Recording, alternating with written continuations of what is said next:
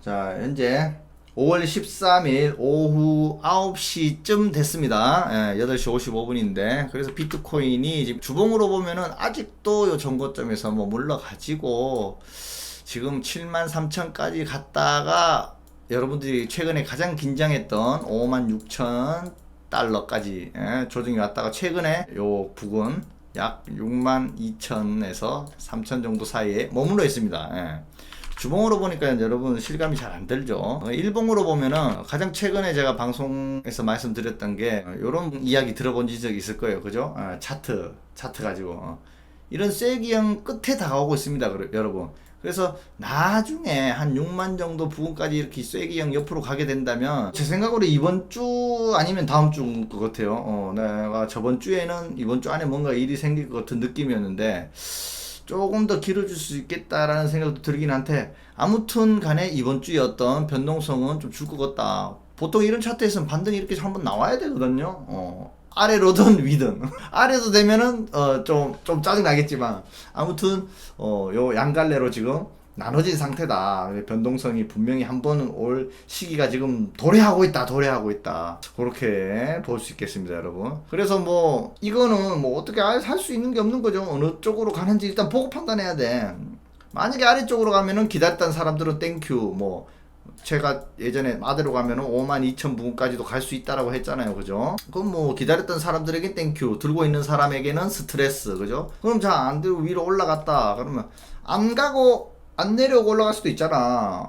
투자 시장이 다 그런 거예요. 그럼 올라가면은, 자, 가지고 있는 사람, 휴, 한숨 돌렸다. 가지고 있는 사람들은, 이제 좀 한숨 돌렸네. 이제 좀 가보자.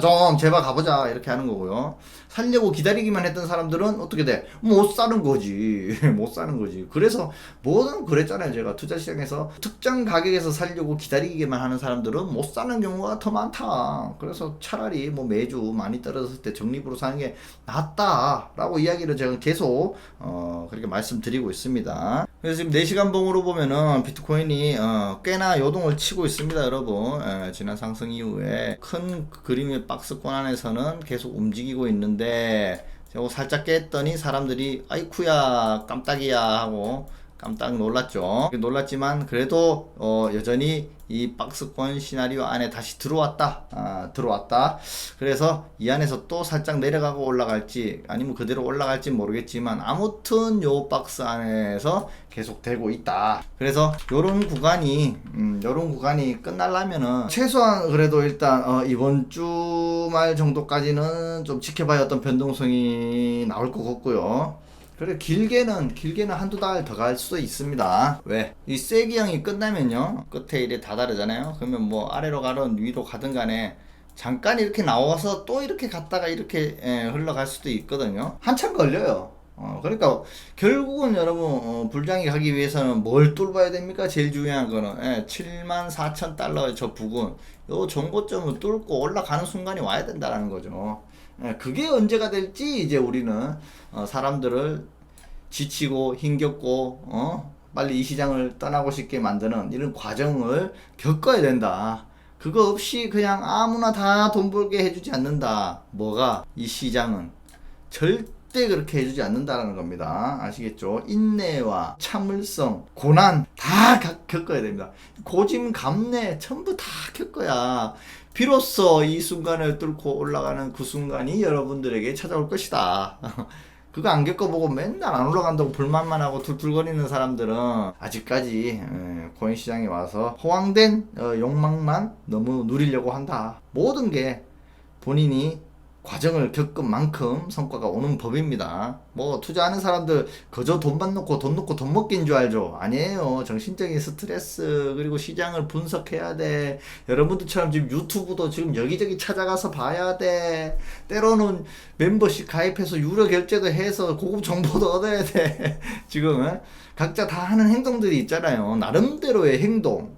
그것도 다 여러분들이 투자를 성공으로 이끌기 위한 행동의 결과란 말이에요. 행동의 결과. 그러니까 이게 모든 게 가만히 돈만 넣고 돈만 먹는 이런 시장이 아니란 거예요. 제발 좀 이 자본주의에서 그런 무식한 말 좀 하지 마란 말이야.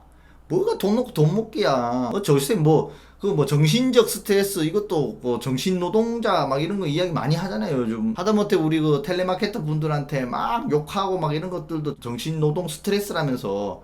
그러면 투자하면서 받는 스트레스도 우리 정신 노동으로 인정해 줘야지. 절대로 쉽게 돈 버는 사람 아무도 없습니다. 투자시장에서 주식이든 코인이든. 아시겠죠?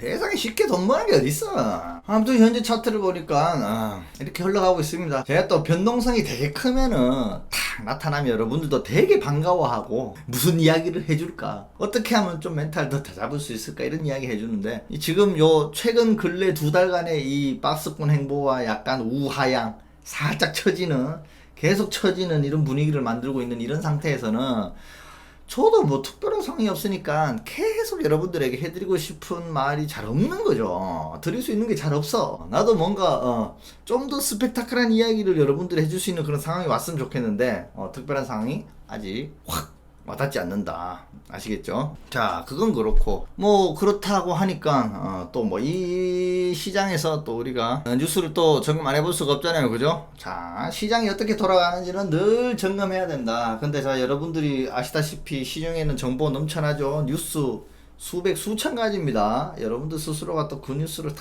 선별해서 와 이게 어떤 작용을 하나, 어떤 의미가 있나 이런 것도 판단하기에는 쉽지 않아요, 일반인들 대상으로. 그래서 보면은 저는 보통 예전부터 워낙 오랜 기간 동안 주식시장이건 코인시장이건 어떤 레포트를 뽑아내는 과정을 제가 많이 수련을 했습니다. 지금도 하고 있고. 그러다 보니까 별 의미 없는, 여러분들이 알아봤자 쓰잘데기 없는 그런 뉴스들 다 제껴두고 제가 직접 그나마 요 정도는 알고 있어야 되겠다, 이 정도 알고 있으면 투자하는데 이만하면 됐다 하는 것들 좀 모아서 추려드리고 있습니다. 계속 유튜브 하면서. 그래도 내가 내 돈을 투입해서 어떤 시장에 들어왔는데 이 정도는 알고 지내야 되지 않겠나, 그런 것들 위주로 제가 항상 뉴스를 발췌해서 뽑아서 직접 다 뽑는 겁니다. 여기저기에서. 그래서 그 내용을 좀 정리해서 여러분들에게 말씀드리고 있습니다.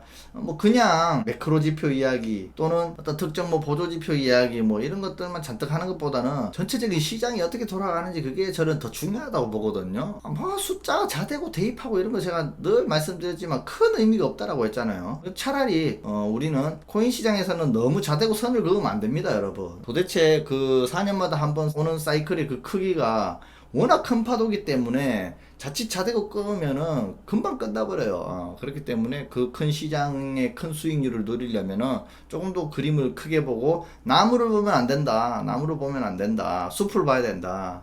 아시겠죠? 근데 내가 저렇게 산을 딱 가리키잖아요. 산을 딱 가리키면은 사람들은 차라리 나무라도 보면 다행인데 뭘 봐? 내 손가락 끝만 본단 말이지. 손가락만 봐요, 손가락만. 그런 사람이 많아. 안 돼요. 산을 봐야 된다는 거죠. 그럼 저렇게 달을 가리키면 투더문까지 가는 걸 봐야 되는데 자꾸 손가락만 본단 말이죠. 그래서는 안 된다. 아시겠죠? 그래서 오늘 또 뉴스가 뭐가 있나 한번 짚어드리도록 하겠습니다. 자, 봅시다. JP모건에서 BTC 현물 ETF를 보유 중이라고 합니다. 이놈의 새끼들만. 자, SEC에 제출된 이 보고서에서 JP모건이 비트코인 현물 ETF를 보유하고 있는 것으로 확인됐다. 딱 걸렸어, 이 새끼들만. 공개된 내용에 따르면 JP모건은 80만 달러 이상의 비트코인 ETF를 보유하고 있으며 여기에는 블랙록, 비트와이즈, 피델리티 상품이 포함이 된다. 지난달 JP모건 CEO인 JP모건 CEO 누군지 아십니까, 여러분? 제이미 다이먼입니다. 제이미 다이먼. 이 제이미 다이먼이 비트코인은 폰지 사기라면서 나는 이것이 사기라고 항상 말해왔다. 이것이 화폐라고 믿는 사람들이 있지만 통화로서 희망이 없다. 이런 말을 했는 인간입니다. 이런 인간이. 근데 뭡니까 이 제목은? 이런 말을 했던 놈이 요지랄을 하네. 아씨, 애기들 말이야. 결국은 돈 되는 거 알고 이 시장 지구도 달려들 거면서 왜 그렇게 난리를 쳤냔 말이죠. 안 좋게 이야기하고. 근데 여러분, 내가 뭐 제이미 다이먼하고 친한 사이는 아니라서 제가 해명해주고 싶진 않은데 제도권의 새끼들이 다 그래요. 왜? 이유가 뭘까요? 얘네들요 자꾸 코인 잘 된다고 이야기하면 자기네들 고객이 다 코인 시장으로 빠져나간다고 생각하는 사람들이에요. 그렇습니다. 저도 이번에 느꼈잖아. 제 개인 활동하게 된 이유, 그것도 그 이유가 포함되어 있는 겁니다. 보통 주식에서 계속 투자 자문을 하거나 자산 운용 회사를 하거나 제도권의 은행이거나 이런 회사들은요 다른 시장에 새로운 신생 이런 뭐 자산들이 나오잖아요. 본인들 고객을 뺏긴다고 생각하거든. 그러니까 계속 고객들한테 안 좋다는 걸 주입시키려고 한단 말이야. 고객들 뺏길까봐. 그런 생각을 많이 가지고 있습니다. 근데 자, 이번에 제도권에서 블랙록하고 얘네들 다 현물 ETF 출시했더니 수수료 수입이 어떻게 돼? 돈이 되잖아. 돈이 되잖아. 돈이 많으니까 어때요?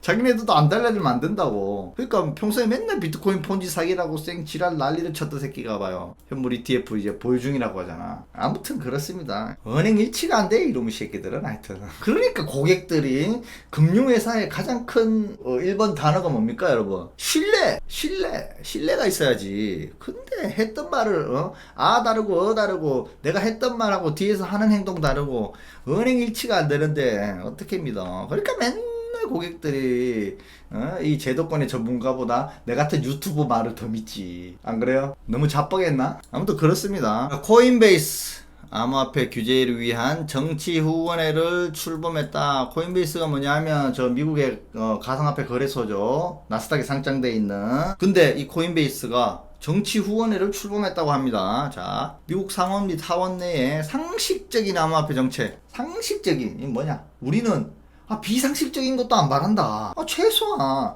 우리한테 막 적극적이고 막 엄청나게 지원을 해주는 이런 정책을 원하지는 않는다. 그냥 오로지 여러분 상식적인 암호화폐 정책을 지지하는 정치 후보자들을 공식적으로 지지할 예정이다. 많은 것도 안 바란다 이거예요. 상식적이기만 하면 돼. 그래서 그런 정치 후보자들을 지지할 예정이다. 그래서 그런 후보들을 지지하기 위해서 이런 정치 후원금을 출범했다라고 합니다. 굉장히 이런 좋은 현상입니다. 왜? 정치권에서 멍청하게 맨날 말도 안 되는 소리 하면서 규제하고 법안 가지고 내놓고 이상한 짓들 하잖아요. 그래서 얼마나 이상한 거 많이 겪었으면 이 단어가 얼마나 인상적이야. 우리 국내도 마찬가지입니다. 우리도 이런 거 좀 해야 됩니다. 상식적. 제발 상식적인 규제 좀 하고 제발 상식적인 세금 이런 거 좀 하란 말이야. 이런 거 우리가 엄청난 혜택을 바랬나? 상식적인 것만 하란 말이야. 상식적인 것만. 맞죠? 아무튼 우리가 직접 우리에게 도움이 되는 이런 정치인들을 후원하는 그런 후원회를 출범했다고 합니다. 역시 미국은 다른데 나중에 우리도 이런 거 생기지 않겠습니까? 여러분 만약에 이 채널이 만약에 20만 30만 또는 50만이 갔다, 만약에 100만이 넘었다, 슈카처럼 막 200만 된다 그러면은 우리도 코인의 정책을, 상식적인 코인 정책을 추진하는 국회의원들에게 지원을 하면 되는 것이죠. 자, 그리고 여러분들의 입장을 또 대변하는 이런 소식이 또 있습니다. 그런 뉴스가 있는데, 암호화폐 전문 투자사를 설립했던 사람 중에 BTC 지루해 죽을 지경이다. 개미나 이 관련 업에 있는 이런 대표나 마음은 한 가지다 이겁니다. 자, 보세요. 암호화폐 전문 투자사 카프리올 인베스트먼트, 요 회사 이름이거든요. 요거 설립자가 찰스 에드워드인데, 이 사람이 자신의 트위터를 통해서 비트코인이 지루해 죽을 것 같은 단계에 있다. 이 단계는 1개월에서 6개월 동안 계속 지속되며 기간 내에 지루함을 느끼도록 설계돼 있다라고까지 합니다. 설계돼 있다. 횡보가 계속되고 지루함이 길어지면 반감기가 가격에 반영됐고 강세장이 끝났다고 생각하게 되고, 나오죠. 강세장이 끝났다고 생각하게 되고 바닥에서 매수하기 위해서 보유하던 자산을 매도하는 등 일반적인 증상이 나타날 수가 있다. 이러한 증상은 메가랠리 직전, 메가랠리 뭐냐, 이게 제가 늘 말하던 대상승 시작이죠. 이 직전에 절정에 달할 것이라고 덧붙였다. 저도 이거 계속 강조드리는 내용인데, 이게 이 사람이 지금 찰스 에드워드가 이 참 글을 잘 썼어. 말을 잘했어. 그죠? 저 같은 사람이 항상 강조했던 말인데 딱 정리해 놨잖아. 그래서 여러분들 다시 한번 이 내용을 상기시켜 주려고 제가 가지고 왔습니다. 그러니까 어떻게 하라. 잘 참고 버텨라. 아시겠죠? 지루하긴 지루해. 버텨내야지, 이겨내야지. 이런 거 못 이기면서 무슨 투자 성공한단 말이에요, 지금. 자, 그리고 하비스트. 2년 내에 중국 본토에 암호화폐 현물 ETF 제공을 추진하겠다라고 했습니다. 자, 하베스트가 뭐냐? 홍콩의 비트코인 및 이더리움 현물 ETF 발행사. 이게 바로 하베스트입니다. 자, 향후 2년 내에 중국 본토 투자자들이 오타났네. 투자자들이 암호화폐 현물 ETF에 투자할 수 있도록 하는 방안을 추진한다고 밝혔습니다. 그리고 아울러 그는 일각에서 홍콩 암호화폐 현물 ETF의 부진한 자금 유입량 및 거래량을 두고 의구심을 품고 있는데, 사람들이 지금 홍콩 암호화폐 ETF로 왜 돈이 안 들어오는 거야? 왜 안 되는 거 아니야? 지금 이렇게 의구심을 품고 있단 말이죠. 근데 자, 이 상품은 비교적 천천히 시동을 걸고 있을 뿐이다. 그리고 홍콩은 여전히 암호화폐 금융업으로 향후 홍콩 암호화폐 현물 ETF는 미국보다 2배 이상 규모로 성장할 수 있다. 뭐 이런 이야기를 했습니다. 근데 뭐 2배 이상 될지 안 될지는 그거는 솔직히 그때 가봐야 아는 거고. 아무튼 간에 중국 본토에 있는 이런 투자자들 끌어들일 방안도 추진한다고 합니다, 여러분. 괜찮은 소식이죠. 왜? 중국 본토 인구가 얼마야? 어마어마하잖아. 그 인원들이 다 비트코인 산다고 생각해보세요. ETF로 자금이 어마어마하게 들어올 것이다. 비트코인 현물 ETF 자금이 생각했던 자금보다 뭐 기대감이 너무 커서 그래서 작게 느껴지긴 모르겠는데, 흔히 이야기했던 뭐 금액 있잖아요. 뭐 몇십만 달러가 될 것이다, 몇백만 달러가 될 것이다 이랬는데 생각보다 잘 들어오고 있다는 의견도 꽤 있습니다. 이 정도면 뭐 추세가 굉장히 좋아질 거다 이렇게 보는 사람도 꽤 많고, 여기도 마찬가지죠. 부진한 자금 유입량 거래량 두고 의구심을 품고 있긴 한데 천천히 시동을 걸고 있을 뿐이다, 이렇게 이야기하는 거죠. 달리게 되면은 또 엄청 달릴 것이다, 이런 내용입니다. 자, 그리고 4월 암호화폐 거래량 43%가 급감했다. 7개월 만에 감소세로 전환했다. 이런 내용이 있습니다. 맞잖아요. 이번 달에 뭐 변동성 계속 없으니까 계속 지지지지 끌고 이랬으니까 거래량이 급감했다. 거래량이 급감했다라는 것은 사는 것도 많이 안 사고 파는 것도 많이 안 산다는 겁니다. 사고 팔고 자체 거래량 자체가 별로 없었다. 자, 그리고 IMF 들어봤죠? 우리에게 IMF는 뭐 어떤 거야? 98년 한국 IMF 별로 좋은 기억이 아니죠. 거기에서 나이지리아의 암호화폐 거래소 라이센스제를 도입하라고 권고했다고 합니다. 얘네들은 왜 남의 나라에 감나라 배나라 하냐고. 제가 아프리카 이쪽 나라들이 블록체인 그리고 스마트폰 보급률 이런 것들이 굉장히 높아지고 있다고 했잖아요. 그리고 국가 인구 평균 연령 굉장히 낮습니다. 젊은 사람들 굉장히 많고 인구가 늘어나고 있는 곳들이죠. 그런 국가에서 향후 암호화폐의 미래가 될 수 있는 국가들인데 오늘 자꾸 딴지를 걸고 있다, 이렇습니다. 또 하나, BTC가 2016년 반감기와 유사하다. 유사하다. 여름에 바닥으로 전망한다. 저도 요거 약간 비슷한 의견을 낸 적이 있죠. 7월 8월은 뭐다? 휴각이다. 휴각이다. 이 시점 조용하고 다음 달 이제 6월 달만 지나면 7, 8월 휴가철이잖아요. 조용할 수가 있다. 조용하다는 건 또 거래량이 줄어드니까 찔끔찔끔 계속 내려올 것이고, 여기가 바닥이 될 수도 있다. 얘도 비슷하게 보는 거죠. 그 애널리스트 중에 미국 성인의 15%가 암호화폐를 보유하고 있다. 선거의 영향력이 크다라는 내용입니다. 물론 이건 우리나라도 마찬가지입니다. 우리나라 전문 인구들 코인 되게 많이 하잖아요. 1000만 코인 투자자잖아 이제. 안 그래요? 내가 내 한 표를 나한테 도움 되는 사람한테 투표하겠다는데 뭐 민주주의에서, 그죠? 그래서 여러분들하고 제가 직접 뽑은 뉴스들과 소식들, 분석들 몇 가지를 같이 함께 봤습니다. 준비해온 건 다 했고, 뭐 여러분들하고 또 이제 Q&A 한번 해볼까요? 비트코인 사기 전에는 언제 사야 되나, 오르나 내리나 안절부절했는데 막상 사고 나니 아무 느낌 없고 어플도 안 보고 주독 인사이트 뜰 때 빼고는 생각도 안 하고 삽니다. 네, 괜찮은 메탈입니다. 근데 이게 코인 시장이니까 가능한 거예요. 여러분들이 처음으로 이제 주식 시장을 접하고 주식 강의를 듣고 만약에 저한테 오셨다, 그러면은 이런 이야기를 했으면 저한테 욕을 얻어먹었을 겁니다. 주식시장은 굉장히 살아있는 생명과 같아가지고 하루라도 뉴스나 어떤 종목에 대한 시황을 확인 안 하고서는 수익을 절대 낼 수 없는 구조가 되어 있어요.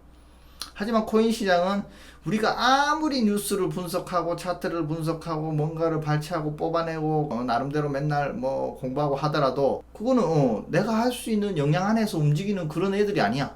그렇기 때문에 코인은 오히려 이런 여유로움이나 멘탈이 더 강하다고 생각하는 거고요. 주식은 오히려 좀 분석이 좀 더 필요합니다. 특히 재료와 뉴스, 섹터 이런 것들에 대해서. 그래서 만약에 주식에서 뭐 아무것도 안 하고 안 본다 이러면은 방치 투자라고 하거든요. 그거는 굉장히 잘못된 거예요. 하지만 코인 시장은 괜찮다. 비트코인은 어차피 자산의 한 실물 자산으로 봅니다. 저는 이제 디지털 금이라며. 우리가 금을 갖고 있으면서 맨날 금에 대한 뉴스를 찾아보지 않잖아요. 그런 거하고 비슷하게 생각하시면 됩니다. 예를 들자면 모든 인류는 그렇습니다.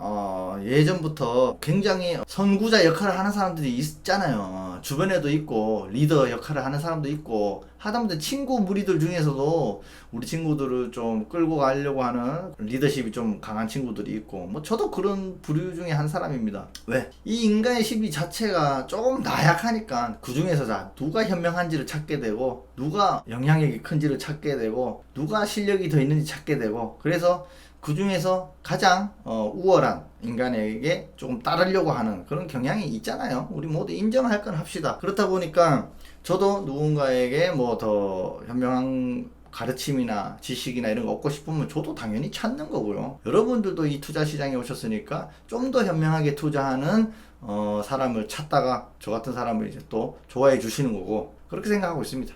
자, 내일 CPI 발표는 비트코인에 영향을 많이 줄까요? 자, 이때까지 CPI 발표 매달 했지 않습니까, 여러분? 매달 비트코인이 그거 듣고 어떻게 됐어요? 매달 똑같이 안 움직였어요. 물론 그게 시기나 주식시장의 아다리가 탁 맞아서 같이 움직이는 경우도 있긴 했지만 별로 영향 없이 흘러갔던 경우가 훨씬 많습니다. 그리고 주식시장에서도 옛날에 CPI 신경도 안 썼습니다. 신경도 안 썼어. 자, 주동님은 부동산에 관심 없으신가요? 어느 동네 거주하시는지도 궁금합니다. 저는 지방 출신입니다. 제 말투 들어보면 알잖아요. 서울에 집이 없는 사람이에요. 제가 아마 처음부터 막 서울 사람이었으면 뭐 딴 거 필요했습니까? 그냥 강남에 그냥 집 사는 거지. 지금도 조금 고민 중이긴 한데 나중에 진짜 강남에 아파트 사긴 사야 되나 이런 생각도 좀 하고는 있습니다. 그 지방에는 아파트 몇 채 있습니다. 부동산 좀 있어요. 근데 생각해보니까 제가 서울에서 처음부터 오래 살았으면은 서울 부동산도 좀 빠삭하게 알 수 있었을 것 같아.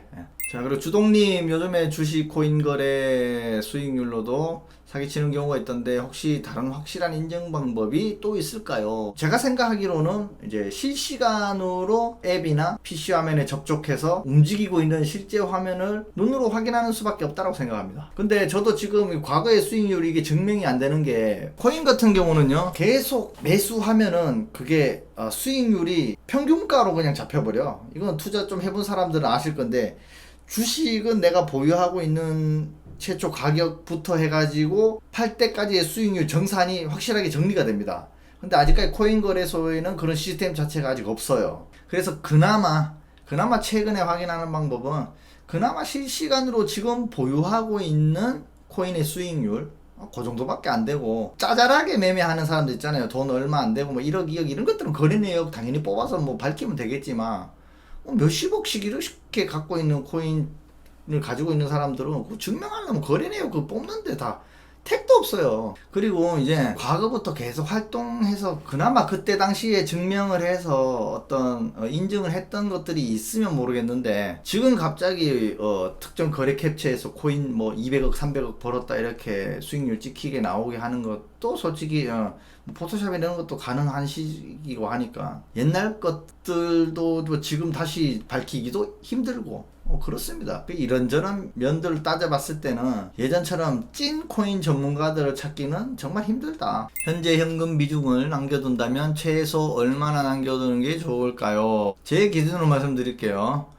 그냥 내년 한 해 동안 아무것도 안 하고 쓸 수 있는 용돈이 있으면 됩니다. 이렇게 말하면 감이 안 오나? 여러분이 만약에 월급쟁이다 그러면 월급을 받아서 새로 여유 자금을 만들 수 있는 사람은 괜찮아요. 이번 달에 다 사도 돼. 다음 달에 또 여유 돈 몇십만 원이 생길 테니까. 그죠? 그런 사람들은 상관없는 거고 고정 수입이 계속 들어오는 사람들은 그 비율을 잘 해야 되겠죠. 대출금 갚고 뭘 했어.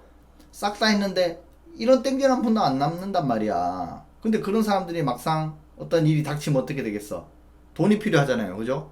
돈이 필요하게 돼. 그러면 당장 돈은 생기려면 뭐 해야 돼요? 코인 팔아야지. 그러면 이제 투자 실패하는 거예요. 마이너스 됐을 때 코인 팔면서 울고 막 적립식으로 아직 모아가고 있는데 내 코인에는 수익률이 마이너스가 찍혀 있는데 이러면서 울며 겨잘 먹기로 팔아야 된다고. 주식도 마찬가지예요. 그러니까 저는 지금부터 한 1년 정도는 아무것도 안 해도 이 정도 여유금만 있으면 내가 어떤 일이 터져도 버틸 수 있을 정도의 여유금 있으면 돼요. 저는 1년 정도 먹고 살고 놀고 뭐 갑자기 사고 터져도 괜찮을 정도의 자금을 놔뒀다면 그냥 다 코인 사놓는 거지. 그 나머지 현금 비용은 올 연말부터 코인 조금씩 팔아서 수익 실현하면서 만들면 되니까요. 솔직히 1년까지도 안 걸릴 것 같아. 1년까지도 안 걸려요. 자, 주동님 좋은 차 많이 타보셨나요? 스포츠카 중에 딱 한 대만 탈 수 있다면 어떤 차를 뽑으시겠나요? 만약 제가 다시 스포츠카를 산다면 저는 포르쉐 911을 사겠습니다. 왜냐?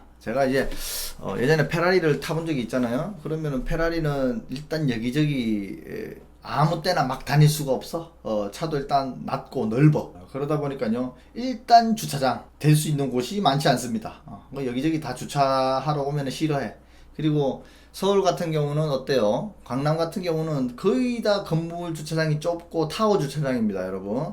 타워 주차장, 그리고 지하 주차장 되게 가파르고 오르는 곳 많고, 하다못해 뭐 호텔이나 숙박 시설에도 여기저기 들어가려면 좁고 지하 깊숙이 내려가야 되는 데도 많습니다. 타워 주차장 역시 많고. 그러다 보니까 페라리를 가져가도 될 수 있는 경우가 잘 없어요. 뭐 물론 뭐 발레 주차하면 된다라고 하긴 하죠. 뭐 매번 차 낼 때마다 또 추가적으로 돈을 어떻게 내나. 내 차가 내가 그 호텔에 가서 되는데, 안 그래요? 그 식당 가서 돈 내고. 근데 맨날 발레 맡겨야 되고 뭐 추가적으로 주차비 내야 되고 짜증 나잖아요. 그렇기 때문에 스포츠카는 그래서 5만 거 다 타본 사람이 단 하나만 산다라고 하면은 전부 다 911을, 거의 911이 괜찮다고 이야기합니다. 왜? 스포츠카 즐기는 사람들은 좀 바른 맛으로 타잖아요. 밝고 삐대고 즐기고, 그리고 운전하는 재미. 포르쉐가 운전하는 재미가 굉장히 좋습니다. 그리고 차도 크기가 작아. 그러다 보니까 주차하는 게 안 빡시고 굉장히 편해요. 직접 주차하는 것도 굉장히 편해. 좁은 곳에서 주차하기 편해요. 그리고 타워 주차장 다 올라갑니다. 그리고 보험료나 뭐 다른 기타 등등 다 따져봤을 때 차가 굉장히 실용성이 있다. 그리고 감가도 포르쉐는 굉장히 또 적은 편이고, 마지막으로 또 한 가지가 포르쉐가 차를 잘 만들어. 장고장이 잘 안 나요. 굉장히 단단해. 웬만하면 장고장 잘 안 나더라. 주동님 차트 강의 너무 좋았는데 추가로 차트 강의 해주실 계획 있나요? 뭔가 예지 능력이 있는 분이네. 예, 있습니다.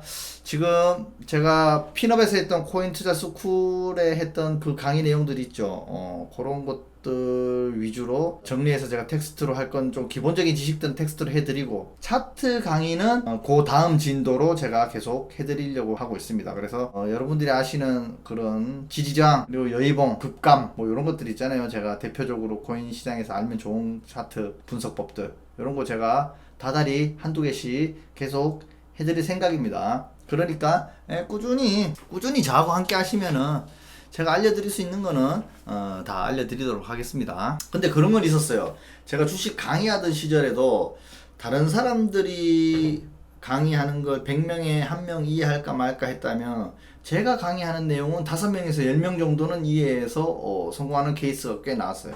그래서 확률적으로 굉장히 높았다. 그래서 그것도 물론 또 설명도 쉽게 하고, 되게 복잡한 저는 매매 타법을 안 쓰거든요. 그래서 모든 기본에 입각한, 원리에 입각한 그런 타점 잡는 것들 위주기 때문에 이해도 빠르고 습득도 빠르고 실제 실행하기도 좋았다. 그래서 뭐 그대로만 했다면은 실제로 적용해서 성공하는 케이스가 굉장히 많았습니다. 그래서 예전에 챌린지 리그 할 때도 제 주벤저스 제자들이 1등에서 10등 안에 8명이 있었죠. 이런 거는 이렇게 쉽게 하면 되는데 어려운 건 다 생략하고 제 스타일대로 가는 겁니다. 가장 대중적이고 일반적인 그런 개미들에게 맞는 멤버십이라고 저는 생각하고 있습니다. 아무튼 오늘도 늦은 시간까지 방송 들어주셔서 감사하고요. 앞으로 계속 가보는 겁니다. 아시겠죠? 구독, 좋아요, 알람 설정 꼭 해주시고요. 알람 받고 싶으면 알람 설정을 꼭 해야 됩니다, 여러분. 그리고 멤버십 분들은 네이버에 알람 설정하는 게 따로 있습니다. 네이버 알람에서 그 알람 받기를 해야 제가 글을 올리거나 방송을 한다고 글을 올리면 알람이 가는 거예요. 수고 많으셨습니다. 그럼 오늘도 여기서 방송을 마치도록 하겠습니다. 다음에 또 더 좋은 내용으로 찾아뵙도록 하겠습니다. 바이바이.